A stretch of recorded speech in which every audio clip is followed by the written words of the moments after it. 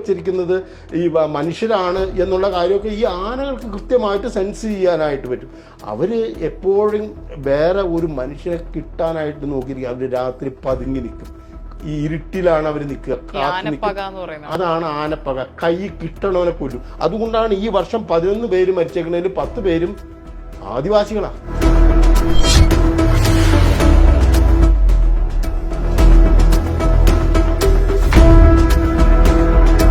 ആനകളെ എങ്ങനെ കാട്ടിലേക്ക് തിരിച്ചു വിടണം എന്നുള്ള കാര്യങ്ങളിലൊക്കെ കൃത്യമായിട്ട് അതിനകത്ത് മയക്കുപിടി വെച്ചിട്ട് കയറ്റി വിടാനായിട്ടുള്ള ഓപ്ഷൻ ഇല്ല. ഇതേ രീതിയിൽ മാക്സിമം വെക്കാവുന്നത് ഇതേമാതിരി പടക്കമാണ്, അല്ലാതെ മയക്കുപിടി വെച്ച് കഴിഞ്ഞിട്ട് തിരിച്ചു വിടാൻ പാടില്ല. അപ്പൊ ഇത് ഈ മയക്കുവെടി വെക്കുന്നതിലെ അവരുടെ പിശക് കൊണ്ടാണ് ഇത്തരത്തിലുള്ള അറിവില്ല എന്ന് ആ ചെയ്യുന്ന ജോലിയിലുള്ള ആത്മാർത്ഥത ഇല്ലായ്മ. ആനയ്ക്കും കടുവയ്ക്കും സമരമുള്ളൂ. ഈ ആനയ്ക്കും കടുവയ്ക്കും സമരം എന്ന് പറഞ്ഞു കഴിഞ്ഞാൽ അതിനകത്ത് വലിയൊരു കമ്പോള വിപണി നടക്കുന്നുണ്ട്. വന്യജീവികൾ എന്ത് ചെയ്യുന്നോ അതൊരു കുറ്റമല്ല, ഒരു ചെറിയ കുറ്റം പോലുമല്ല, അത് അവരുടെ സഹജ വാസന മാത്രമാണ്. മനുഷ്യരാണ് തെറ്റ് ചെയ്യുന്നുള്ളൂ. അനിമൽ ആക്ടിവിസ്റ്റ് ആയിട്ടുള്ള ഏഞ്ചൽസ് നായരാണ് കൂടെയുള്ളത്. നമസ്കാരം. നമസ്കാരം. താങ്കളുടെ ചില പോസ്റ്റുകൾ അടക്കം FBയിൽ ഇപ്പോൾ ശ്രദ്ധിക്കുകയും ചെയ്തിട്ടുണ്ടായിരുന്നു. അതിലൊക്കെയും ഇപ്പോൾ ആനകൾ മരണപ്പെടുന്നത് നമ്മളിപ്പോൾ കാണുന്നുണ്ട്. മയക്കുവെടിയേറ്റ് പിടിച്ചതിന് ശേഷം ആനകൾ മരണപ്പെടുകയാണ്. ഇതുമായി ബന്ധപ്പെട്ട് താങ്കളും ഇപ്പോൾ പറഞ്ഞിട്ടുണ്ട് സോഷ്യൽ മീഡിയയിലടക്കം.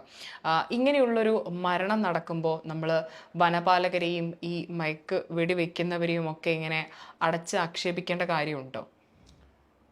ആക്ഷേപിക്കേണ്ട കാര്യമില്ല. കാരണം അവർ അത് സത്യസന്ധമായിട്ടാണ് ചെയ്യുന്നത്.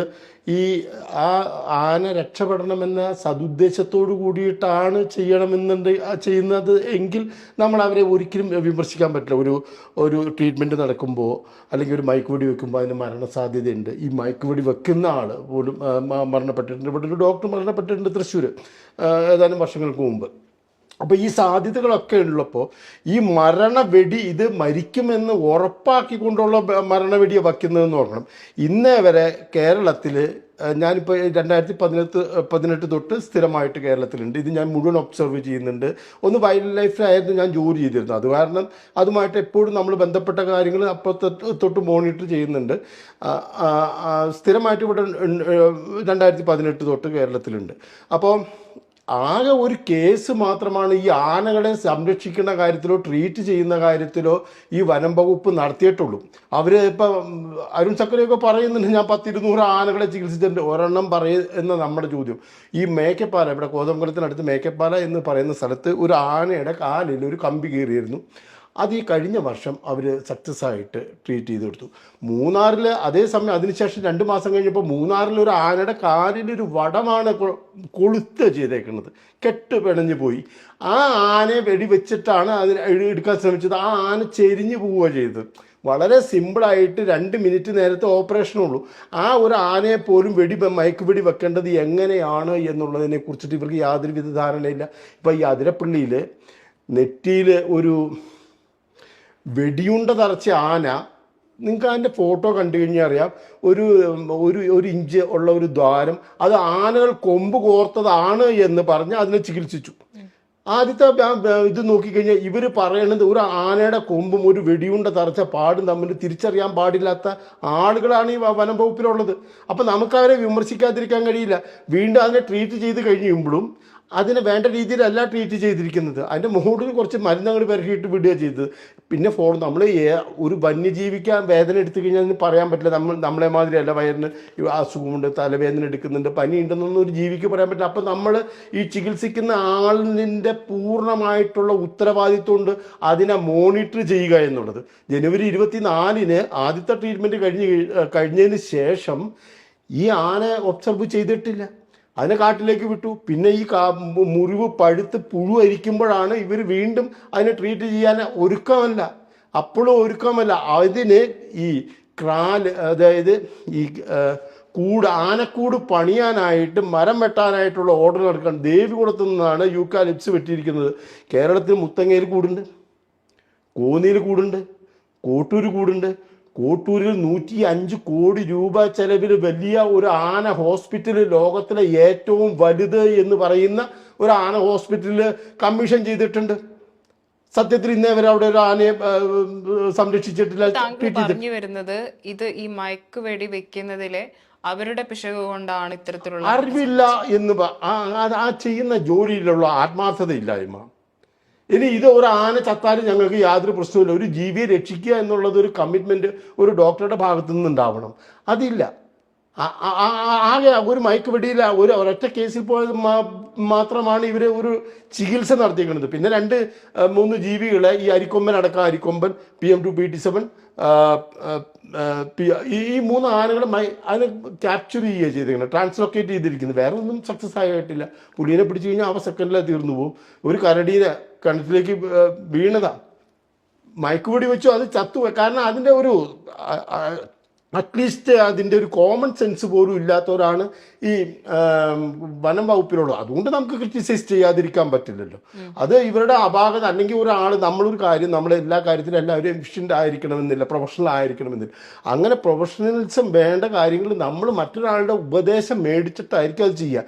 ഇവിടെ ഇന്ത്യയിൽ ഇതിൻ്റെ ബെറ്റ് എക്സ്പേർട്ടുകൾ ഇല്ലാത്ത സ്ഥലമൊന്നുമില്ല ഇന്നേ വരെ. ഇപ്പം നിങ്ങൾക്കറിയാം, ജാംദാറിൽ ഈ അംബാനിയുടെ മകൻ ആനന്ദ് അംബാനിയുടെ സെൻറ്ററിലാണ് ഇപ്പോൾ ഏറ്റവും നല്ല ബെറ്റുകൾ. പുള്ളി ഇന്ത്യയിലുള്ള മുഴുവൻ ഏറ്റവും നല്ല ബെറ്റുകളെ മുഴുവൻ പുള്ളി പർച്ചേസ് ചെയ്തു. അവിടെ ഉണ്ട്, അവർ ഫ്രീ ആയിട്ട് കൺസൾട്ടേഷൻ നടത്താറുണ്ട്. പണ്ടൊരു ആനയുടെ കേസിനകത്ത് ഇവിടെ ശാസ്താംകോട്ട നീലകണ്ഠൻ്റെ കേസിൽ അവർ ഫ്രീ ആയിട്ട് വന്ന് കൺസൾട്ടേഷൻ നടത്തിയിട്ട് പോയിരിക്കുന്നതാണ്. ഇങ്ങനെ നമുക്കൊരു ഒരു ചെറിയ കാര്യത്തിൽ ഒരു ഇന്നെഫിഷ്യൻസി ഉണ്ട് എന്നുണ്ടെങ്കിൽ അതിൻ്റെ പ്രൊഫഷണലിസ്റ്റുകളോട് ചോദിക്കാൻ മടിക്കരുത്. അതുപോലും ജീവിതത്തിൽ ഇവർ നുണ പറഞ്ഞ ആളുകളെ പൊട്ടനാക്കുക.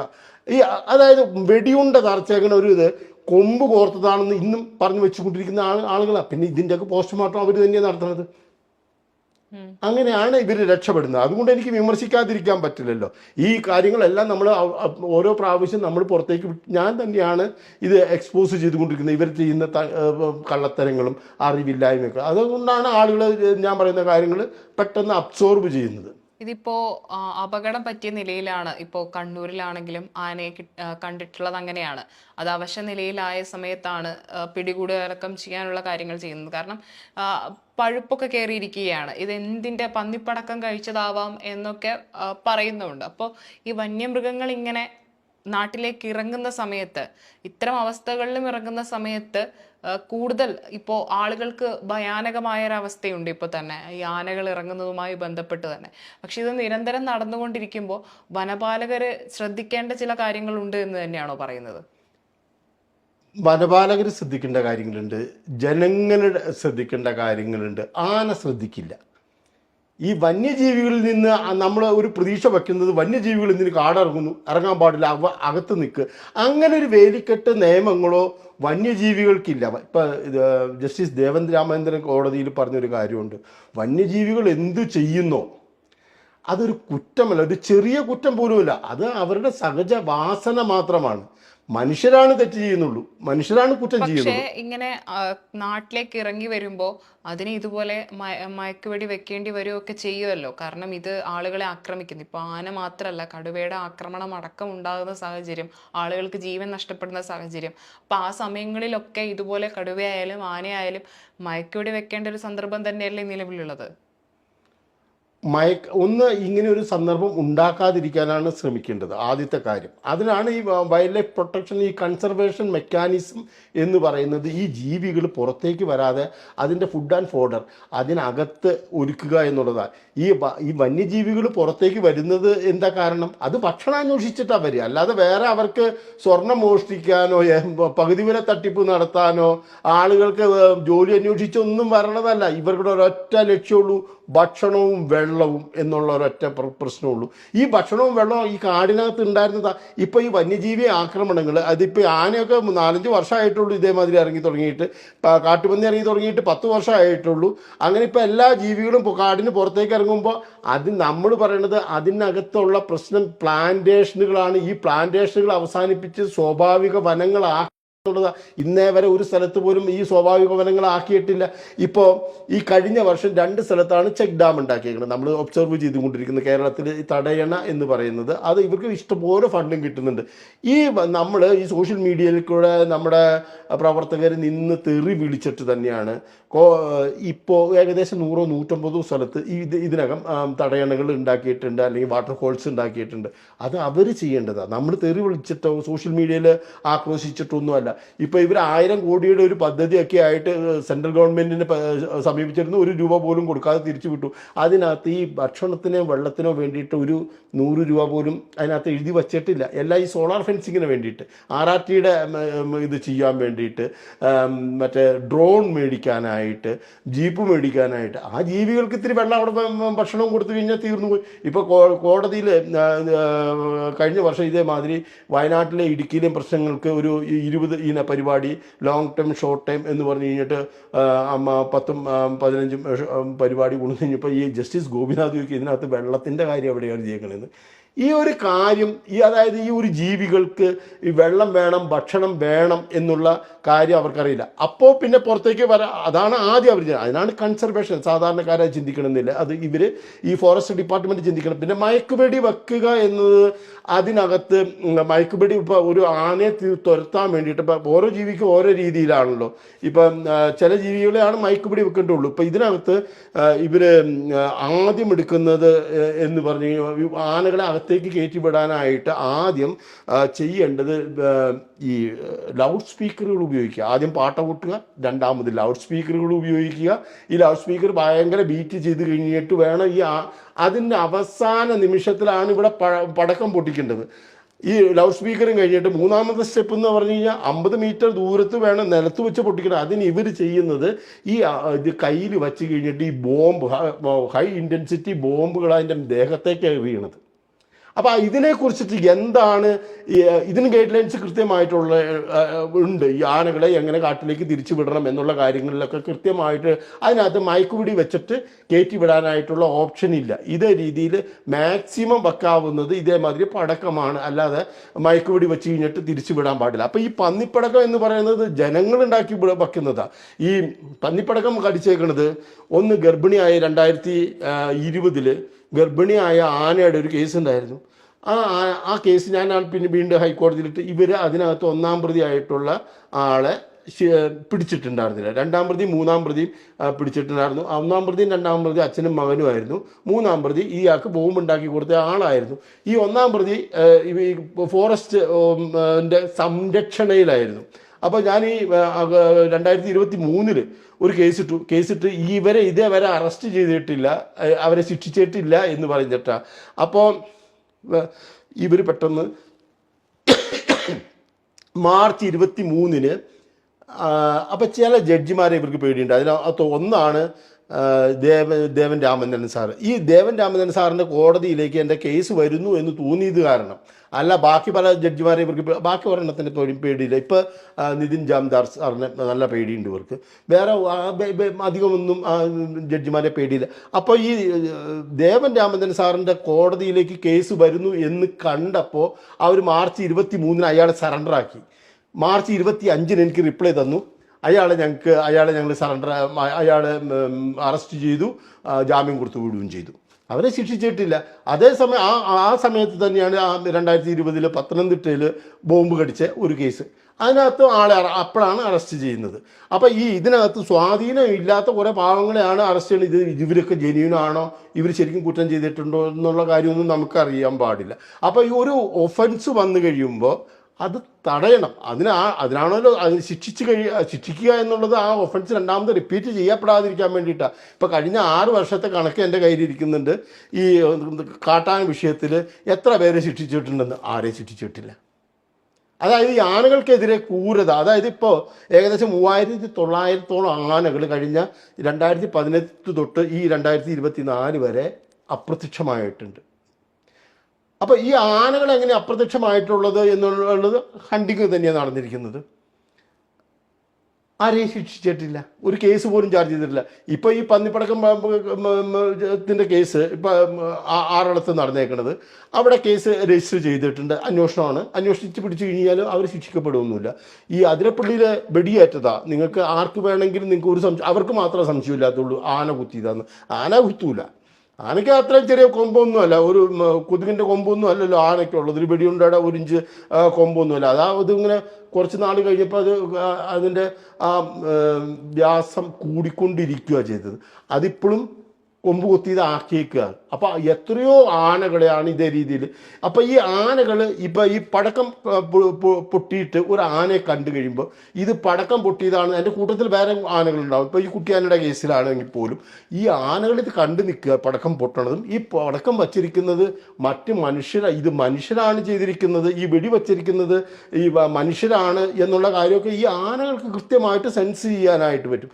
അവർ എപ്പോഴും വേറെ ഒരു മനുഷ്യനെ കിട്ടാനായിട്ട് നോക്കിയിരിക്കും. അവർ രാത്രി പതുങ്ങി നിൽക്കും, ഈ ഇരുട്ടിലാണ് അവർ നിൽക്കുക, കാത്തു നിൽക്കും. അതാണ് ആനപ്പക. കൈ കിട്ടണവനെ കൊല്ലും. അതുകൊണ്ടാണ് ഈ വർഷം 11 പേര് മരിച്ചേക്കുന്നതിൽ 10 പേരും ആദിവാസികളാണ്.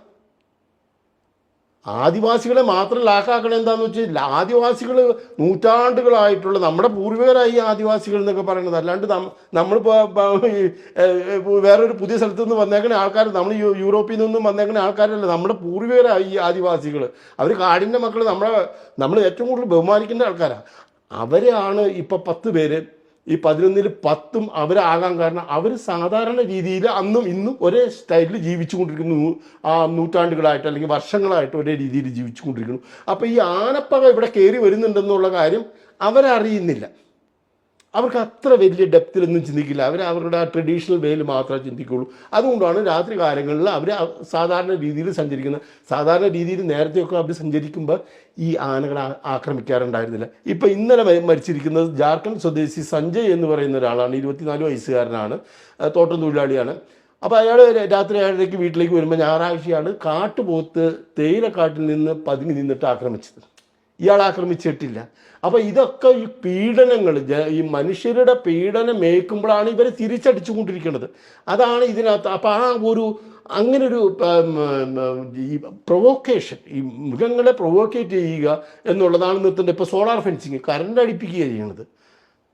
വെള്ളം തേടി വരുന്ന ആ വഴിക്ക് കുറച്ച് കറണ്ടടിച്ച്, ഇപ്പം എല്ലായിടത്തും നിങ്ങൾ കേൾക്കാറില്ലേ ഈ ഇപ്പോഴത്തെ സമരം എങ്ങനെയാണ്? ഇപ്പോൾ കാട്ടുപോത്ത് ഇറങ്ങി കഴിഞ്ഞിട്ട് സമരമൊന്നും ഉണ്ടായില്ല. ഇന്നലെ കാട്ടുപോത്ത് കുത്തിയിട്ട് ഒരാൾ മരിച്ചു, സമരമില്ല. തേനീച്ച കുത്തി 4 പേര് ഈ വർഷം മരിച്ചിട്ടുണ്ട്. 3 പേര് മരിച്ചേക്കുന്നത് കുളവ് കുത്തിയിട്ടാണ്. ഇതിനൊന്നും സമരമില്ല, ഇതൊന്നുമില്ല. ആനയ്ക്കും കടുവയ്ക്കും ആ സമരമുള്ളൂ. ഈ ആനയ്ക്കും കടുവയ്ക്കും സമരം എന്ന് പറഞ്ഞു കഴിഞ്ഞാൽ അതിനകത്ത് വലിയൊരു കമ്പോള വിപണി നടക്കുന്നുണ്ട്. അവർ ആവശ്യപ്പെടുന്നത് ഈ ആനയ്ക്ക് കാട്ടിൽ ഭക്ഷണം ഉണ്ടാക്കുക, പ്ലാന്റേഷൻ മാറ്റ്, കാടിൻ്റെ ആവാസ വ്യവസ്ഥ തിരിച്ചു കൊണ്ടുവരിക, അങ്ങനെ ഒരു ആവശ്യമൊന്നും ഇതേവരെ പറ്റിയിട്ടില്ല. ആദ്യത്തെ ആവശ്യം സോളാർ ഫെൻസിങ് 10 കിലോമീറ്റർ വേണം. ഇപ്പോൾ ആറളത്ത് കഴിഞ്ഞ ദിവസം 2 പേര് ആന കുത്തി കൊന്നിട്ടുണ്ട്. ആവശ്യപ്പെട്ടത് ആനമതിൽ പണിയാനാണ്. ആ ജീവികൾക്ക് ആനച്ചാല് പണിതാൽ മതി, ആനമതിലല്ല. അവർ പോയി വെള്ളം കുടിച്ച് തിരിച്ചു വരണം. ആനച്ചാലിലാണ് ഈ ആറളം. അത് സത്യത്തിലൊരു ട്രൈബൽ സെറ്റിൽമെൻ്റ് അല്ല, അത് റീലൊക്കേറ്റ് ചെയ്തിരിക്കുന്ന സെറ്റിൽമെൻറ്റ്. അത് മുത്തങ്ങയിൽ നിന്ന് റീലൊക്കേറ്റ് ചെയ്തിരിക്കുന്നത് നാച്ചുറൽ ട്രൈബൽ സെറ്റിൽമെൻ്റ് അല്ല, അത് ആനത്താരയിലാണ് പണിതിരിക്കുന്നത്. ആനകൾ വന്നുകൊണ്ടിരിക്കും. അപ്പോൾ അത് തടയാനായിട്ട് 10 കിലോമീറ്റർ ആന മതിൽ, അതിനകത്ത് 4.5 കിലോമീറ്റർ പണിതിട്ടുണ്ടായിരുന്നു, 6.5 കിലോമീറ്റർ ഇപ്പോൾ പണി ആരംഭിച്ചു. അപ്പോൾ ഈ അത് കോടികളുടെ കച്ചവടമാണ്. സോളാർ ഫെൻസിങ് കോടികളുടെ കച്ചവടമാണ്. പക്ഷേ ഈ കാട്ടുപോത്ത് കുത്തിക്കഴിഞ്ഞാൽ ഈ കോടികളുടെ കച്ചവടം നടക്കില്ല. കുളവി കുത്തിക്കഴിഞ്ഞ് കഴിഞ്ഞാൽ എന്ത് കച്ചവടം അത് ഡിമാൻഡ് ചെയ്യാൻ പറ്റും? അപ്പം ഇത് എല്ലാം കൊമേഴ്സ്യലൈസ് ചെയ്തിരിക്കുന്ന പ്രക്ഷോഭങ്ങളാണ്. ഇത് ഇളക്കി വിടുക, ജനങ്ങളെ ഇളക്കി വിടുക. പക്ഷേ സാധാരണക്കാരുടെ വികാരം തന്നെയാണ് നമുക്ക് കാണാൻ പറ്റുന്നത്. കാരണം സാധാരണക്കാരായ ജനങ്ങൾ അവിടെ മരിക്കുന്നത്. അപ്പോൾ അവരുടെ പ്രതിഷേധങ്ങളും നമ്മൾ കാണേണ്ടത് തന്നെയല്ലേ. കാരണം ഒരാൾക്ക് പെട്ടെന്ന് നടന്നു പോകുന്ന ഒരാളെയാണ് ഈ വന്യജീവിയൊക്കെ ആക്രമിക്കുന്നത്, ജോലിക്ക് പോകുന്ന ആളുകളെയൊക്കെ. ഒരു കുടുംബത്തിൻ്റെ ആകെയുള്ള ഒരു പ്രതീക്ഷയായിരിക്കും നഷ്ടപ്പെട്ടു പോകുന്നത് ഇങ്ങനെ ഈ ആക്രമണങ്ങളിലൊക്കെ. അപ്പോൾ അവരുടെ പ്രതിഷേധങ്ങളും നമ്മൾ കാണേണ്ടതല്ലേ, അതും അഡ്രസ്സ് ചെയ്യേണ്ടതല്ലേ. പൊതുവിൽ ഈ നിങ്ങളെപ്പോലെ മൃഗങ്ങൾക്ക് വേണ്ടി സംസാരിക്കുന്നവർ കേൾക്കുന്ന ഒരു പഴി കൂടിയാണത്. എന്തുകൊണ്ട് നിങ്ങൾ ഇത്തരത്തിൽ ഈ മൃഗങ്ങൾ കാരണം മരിക്കുന്ന മനുഷ്യരുടെ വേദന കാണുന്നില്ല എന്നുള്ളത്? നമ്മൾ കാണാത്തതല്ല. ഇതിനകത്ത് നമ്മളിപ്പോൾ തന്നെ പറഞ്ഞില്ലേ, ഈ പ്രതിഷേധങ്ങൾ വരുന്നത് ഇപ്പം കാട്ടുപോത്ത് ഇന്നലെ ഒരാളെ കൊന്നിരിക്കുക, പ്രതിഷേധം ഇല്ല. അതെന്താ, മനുഷ്യജീവനല്ലേ? ഈ തേനീച്ചയും കുളവിയും ചേർന്ന് 7 പേരെ കൊന്നേക്കുണ്ട്. ഏറ്റവും കൂടുതൽ ഇപ്പം ആന കൊന്നതിന് ശേഷം ഈ കുളവി ഇത് ഇവർ രണ്ടുപേരും കൂടെ കൂടിയിട്ട് ഏറ്റവും കൂടുതൽ കൊന്നേക്കണം. പിന്നെ പാമ്പ് വേറൊരു, അത് നമുക്ക് ഇതിൻ്റെ കൂട്ടത്തിൽ മിക്സ് ചെയ്യാൻ പറ്റില്ല. കാരണം പാമ്പ് എപ്പോഴും എല്ലാ സ്ഥലങ്ങളിലും ഉണ്ടാകുന്നതാണ്. അത് കാരണമാണ് നമ്മളത് മിക്സ് ചെയ്യാത്തത്. അപ്പോൾ ഈ 2ാം സ്ഥാനം നിൽക്കുന്ന ഈ തേനീച്ചയ്ക്കും കുളവിക്കും പരാതിയില്ല, അത് മനുഷ്യജീവൻ തന്നെയാണ്. അപ്പം ഈ പ്രക്ഷോഭം നടക്കുന്നത്, പിന്നെ ഒരു വണ്ടി ഇടിച്ചപ്പോൾ ഈ വർഷം 3 സ്കൂൾ കുട്ടികളെയാണ് വണ്ടി ഇടിച്ച് മരിച്ചിരിക്കുന്നത്. സ്കൂൾ ബസ് ഇടിച്ചിട്ട് 2 കുട്ടികളും, സ്കൂൾ ബസ്സിൽ നിന്ന് ഇറങ്ങിയ ഒരു കുട്ടി റോഡിൽ കിടന്ന കേബിളിൽ തട്ടിയിട്ട് ഈ വീലിലേക്ക് വീണിട്ടാണ് അടുത്ത കുട്ടി. അങ്ങനെ 3 കുട്ടികളെ മരിച്ചത്. പ്രക്ഷോഭം ഇല്ല. അപ്പം ഈ പ്രക്ഷോഭം നടക്കുന്നത് മുഴുവൻ, അതായത് അത് നാച്ചുറലി ദൈവം എടുത്തു എന്നാണ് പറയുന്നത്. നമ്മൾ അതിന് പ്രക്ഷോഭം നടത്തണം എന്ന് തന്നെയാണ് പറയണത്. ഈ സ്കൂൾ എന്തുകൊണ്ട് ഇത് ഉണ്ടായിട്ടില്ല? നമ്മൾ ഞാനൊരു 4-5 കൊല്ലമായിട്ട് നമ്മൾ കൃത്യമായിട്ട് പറഞ്ഞുകൊണ്ടിരിക്കുന്നു, ഈ വന്യജീവി ആക്രമണം വരും ദിവസങ്ങളിൽ ഇന്ന കാരണങ്ങൾ കൊണ്ട് കൂടും. ഇവിടെ ജീവിക്കാൻ പറ്റാത്ത അവസ്ഥയിലേക്ക് ആണ് നീങ്ങിക്കൊണ്ടിരിക്കുന്നത്. ഈ കാട്ടുപന്നികളെ വെടിവെച്ചിട്ട് കഴിഞ്ഞാൽ കടുവയും പുലിയായിരിക്കും പുറത്തേക്ക് വരുന്നത്. കാട്ടുപന്നികളെ വെടിവെക്കരുത്. അത് പുറത്തേക്ക് വരാനുള്ള കാരണം അതിനകത്ത് അവർക്ക് തിന്നാനോ കുടിക്കാനോ ഉള്ളത് അതിനകത്തില്ല. അവർക്കിങ്ങനെ പുറത്തേക്ക് ഇറങ്ങിക്കൊള്ളണമെന്ന് നിർബന്ധമില്ല. അപ്പം നമ്മൾ ഇത് ഉണ്ടാകാനുള്ള സാധ്യത തന്നെ എത്രയോ വർഷമായിട്ട് നമ്മളിങ്ങനെ റിപ്പീറ്റ്. ഇപ്പം നിങ്ങളുടെ ഈ ചാനലിൽ തന്നെ ഞാൻ കഴിഞ്ഞ വർഷം വന്നു കഴിഞ്ഞിട്ട് ഞാൻ പറഞ്ഞിട്ട് പോയിട്ടുണ്ടായിരുന്നു, ഇത് ഉണ്ടാകാൻ കൂടുതൽ ഇപ്പം വീണ്ടും കൂടിക്കൊണ്ടിരിക്കുക. അപ്പോൾ ഈ പ്രതിഷേധം എന്ന് പറയുന്നത് ഈ ഒരു കാര്യത്തിൽ ഈ ആന കടുവയിൽ മാത്രമാണോ പ്രതിഷേധം ഉണ്ടാവുക? പാടുള്ളൂ. എല്ലാ കാര്യത്തിലും പ്രതിഷേധം ഉണ്ടാവണം. പിന്നെ അവരൊന്ന് റിയലൈസ് ചെയ്യണം. ഇപ്പം എന്തുകൊണ്ട് ഇപ്പം ആദിവാസികളിൽ ഇപ്പം 11 പേരിൽ 10 പേര് ആദിവാസികളായിട്ട് എന്തുകൊണ്ട് ഈ ആദിവാസികൾ മാത്രം കൊല്ലപ്പെടുന്നു എന്ന് അവർ ചിന്തിക്കാത്തത് എന്താ? ആദിവാസികൾ മാത്രമല്ലല്ലോ. അല്ല, ഈ 11 ആനകൾ ഈ വർഷം, കഴിഞ്ഞ വർഷം 20 എണ്ണത്തിൽ 5 എണ്ണം ആദിവാസികളും ഈ വർഷം 11 എണ്ണത്തിൽ 10 ആദിവാസികളാണ്. അപ്പോൾ എന്തുകൊണ്ട് എന്ന് ചിന്തിക്കേണ്ടത് ഈ ആദിവാസികൾ എങ്ങനെ കൂടുതൽ ആനകളുടെ ആക്രമണത്തിന് വിധേയമാകുന്നു എന്നുള്ളത് ആദിവാസികൾ തന്നെയാണ് ചിന്തിക്കേണ്ടത്. എനിക്കറിയാം കൃത്യമായിട്ട്. ഞാനിപ്പോൾ പറഞ്ഞു, അത് അവരവരുടെ നാച്ചുറൽ ആ രീതിയിൽ തന്നെ ജീവിക്കുകയാണ്. ആനകളെ ഇവിടെ പ്രകോപിപ്പിച്ച് ഇട്ടുകൊണ്ടിരിക്കുക. ഈ ആനകൾക്ക് പന്നിപ്പടക്കമാണ് അടിച്ചേക്കുന്നത്. ഈ വെടിയുണ്ടകളാണ് ഈ ആനകളുടെ മുഴുവൻ ശരീരത്തിൽ. ഇപ്പോൾ തണ്ണീർക്കൊമ്പൻ്റെ ദേഹത്ത് 20ഓളം വെടിയുണ്ടകളുണ്ടായിരുന്നു. മുറിവാലൻ ചെരിഞ്ഞതാണ്. മുറിവാലൻ്റെ ദേഹത്ത് 25ഓളം വെടിയുണ്ടകൾ, PT7ൻ്റെ ദേഹത്ത് 15 വെടിയുണ്ടകൾ. ഈ മരിക്കുന്ന എല്ലാ ജീവികളുടെ ദേഹത്തേക്കൂടെ ഇപ്പം നിങ്ങൾ കൺമുമ്പിൽ കാണുകയാണ് അതിരപ്പള്ളിയിൽ വെടിയുണ്ട നെറ്റിത്ത അടിച്ചിരിക്കുന്നത്. ഇവക്കൊക്കെ ആനപ്പകയുണ്ട്. അപ്പം അങ്ങനെ ഈ ആനകളെ ഉപദ്രവിക്കരുത് എന്ന് പറയേണ്ടത് അതിൻ്റെ ഭീഷണി നിലനിൽക്കുന്ന ആളുകളാണിത് മനസ്സിലാക്കേണ്ടത്. അത് അവർ ചെയ്യുന്നില്ല. അപ്പോഴും ഇവർ അവിടെ ഫെൻസിങ് കെട്ടാനാണ് പറയണത്. ഈ ആനയെ ഉപദ്രവിക്കരുത്, അതായത് വെള്ളം കുടിക്കാൻ വന്നതിനെ കറണ്ട് അടുപ്പിക്കരുത്. ഇപ്പോൾ 10 കിലോമീറ്റർ ആനയ്ക്ക് വെള്ളം കുടിക്കാൻ, അത് ഇപ്പം നിങ്ങൾ ആതിരപ്പള്ളിയിലേക്ക് പോകുന്ന വഴിക്ക് നിങ്ങൾ ഹാങ്ങിങ് ഫെൻസിങ് കാണാൻ പറ്റും. ഇലക്ട്രിക് ഫെൻസിങ്, ഹാങ്ങിങ് ഫെൻസിങ്. അവിടെ കാടാ. ഈ അപ്പുറത്തെ കാട്ടിൽ നിന്ന് ഇപ്പുറത്തെ കാട്ടിലേക്ക് കടക്കാൻ പാടില്ല. ഇത് ഈ ഇപ്പുറത്തെ കാട് ഇവിടെ ഇതുണ്ട്, എണ്ണപ്പനയുടെ താഴെ വെള്ളം. അവിടെ ആൾതാമസമൊന്നുമില്ല. നിങ്ങൾ പോയി നോക്കിക്കഴിഞ്ഞാൽ അറിയാം, അവിടെ ആൾതാമസമില്ല. ഈ ചാലുകളിൽ, അതായത് ആനയ്ക്ക് വെറുതെ വരാവുന്ന സ്ഥലങ്ങളിൽ പോലും ഈ കോൺട്രാക്റ്റ് കിട്ടാൻ വേണ്ടിയിട്ട് അവർക്ക് കുറേ സോളാർ ഫെൻസിങ് എവിടെയെങ്കിലുമൊക്കെ കെട്ടി തൂക്കണം, അത്രേ ഉള്ളൂ.